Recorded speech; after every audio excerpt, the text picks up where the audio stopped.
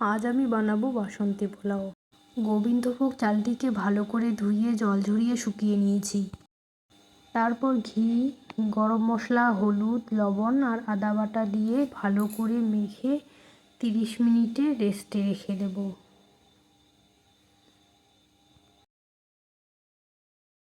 একটি কড়াইয়ে তেল আর ঘি গরম করে গোটা গরম মশলা আর কাজু কিশমিশ ভেজে নেব।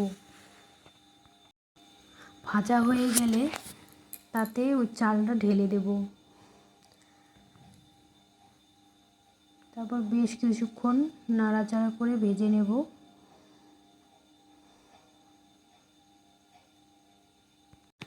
যতটা চাল নিয়েছি তার ডবল পরিমাণে জল দিয়ে কিছুক্ষণের জন্য ঢেকে দেব।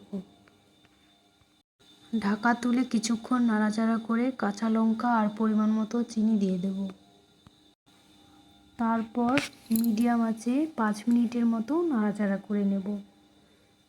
গ্যাসটিকে অফ করে 10 মিনিটের মতো রেস্টে রেখে দিলেই তৈরি ঝরঝরে বাসন্তী পোলাও।